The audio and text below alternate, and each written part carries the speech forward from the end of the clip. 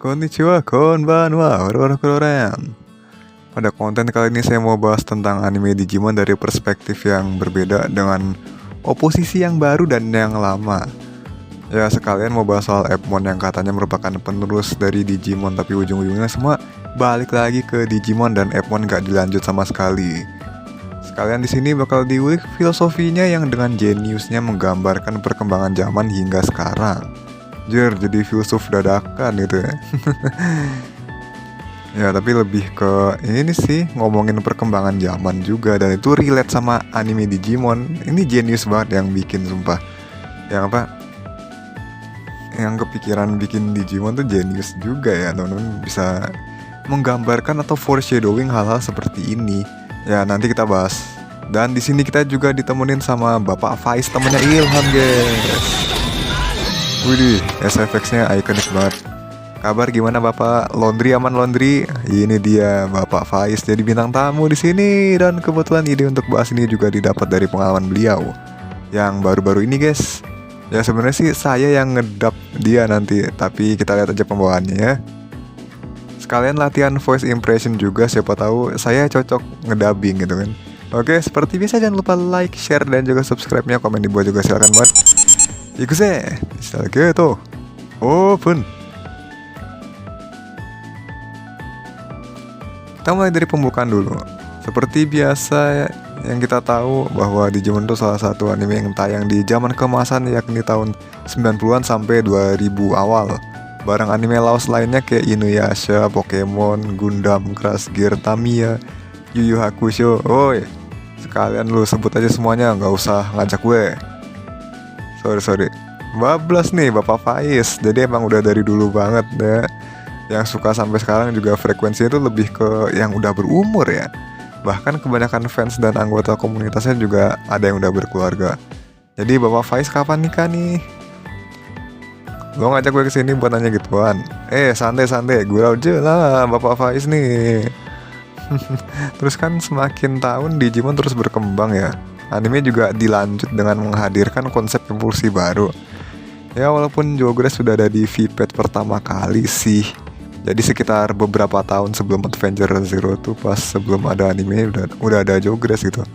Yang benar-benar fresh tuh cuman Armor Shinka, tapi malah konsepnya dibuang dan dilupain gitu aja. Terus Tamers dengan cut slash-nya juga, Matrix Evolution juga. Jadi walaupun evolusi di Tamers itu rute normal, itu pun nggak kosong-kosong amat. Inovasinya malah nambah konsep yang menarik kayak card slash-nya itu. Jadi ikonik banget di mata fans. Terus Frontier Kairos juga gitu. Kapan lagi orang jadi Digimon? Terus Evers juga orang bisa nonjok Digimon dan keluar Digisoul.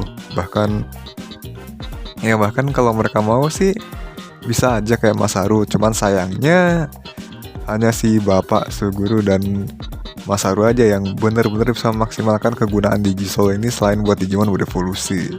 Ya syukur Digimon Next tuh jelasin kegunaan Digisoul yang melengkapi penjelasan konsepnya gitu kan. Ya pokoknya kalian baca aja komiknya, guys. Bagus banget. Nah terus ada komentar nggak Bapak Faiz?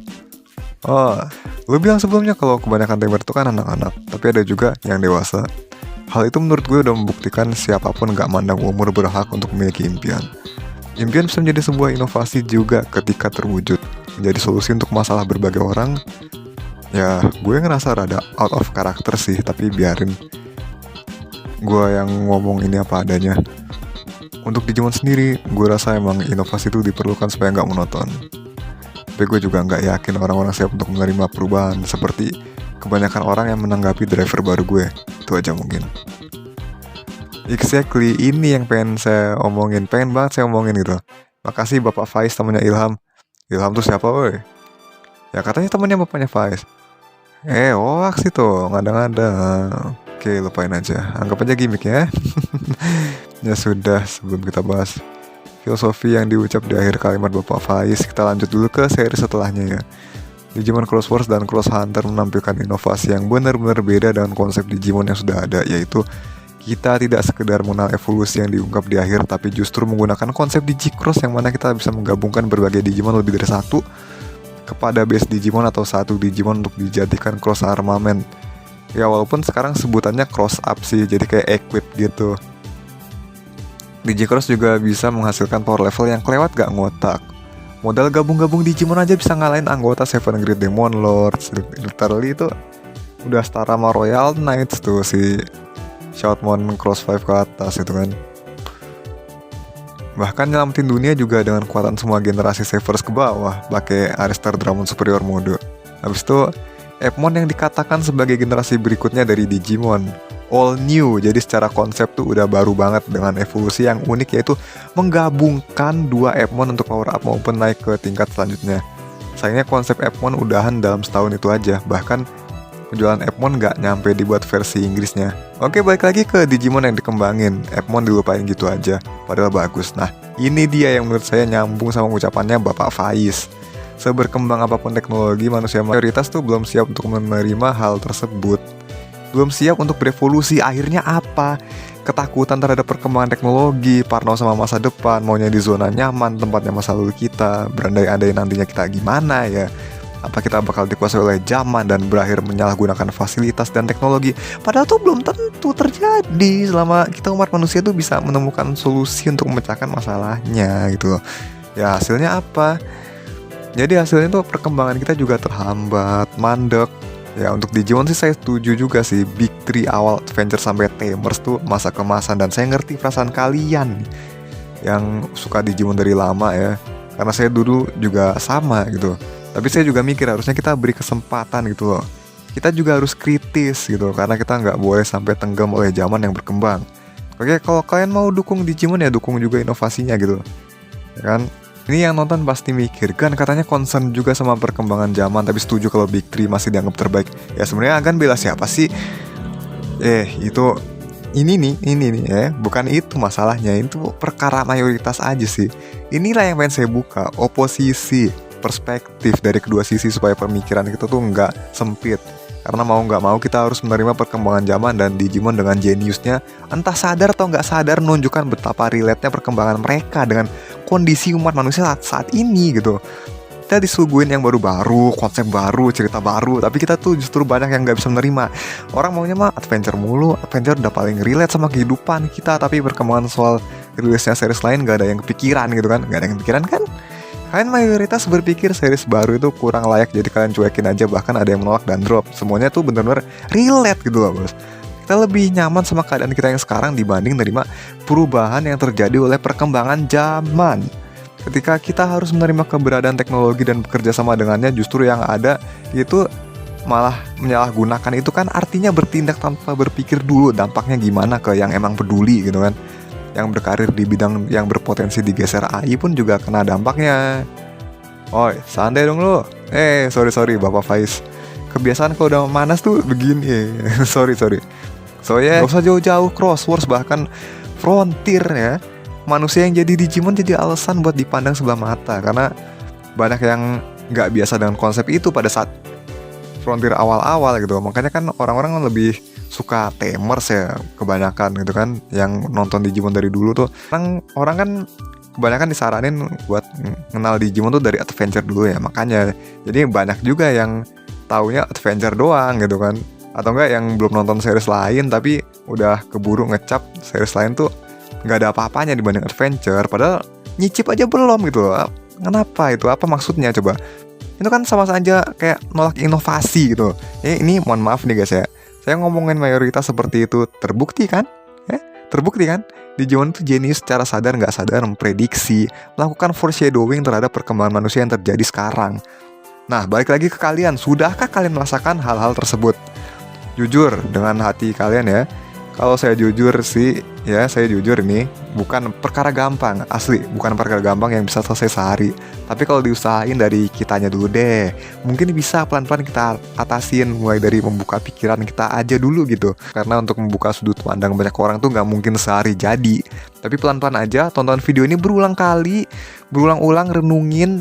Ini kita lewat Digimon bisa ngomong ke topik yang lebih dalam nih guys. Masalah kita sekarang tuh kayak mengenai perkembangan teknologi itu banyak yang gaptek, banyak yang menyalahgunakan tanpa peduli sama karir orang lain. Ini kan jatuhnya udah merugikan orang lain ya. Dan pemerintah juga harusnya melek sama keadaan ini. Jadi sekarang tuh perlu yang namanya regulasi.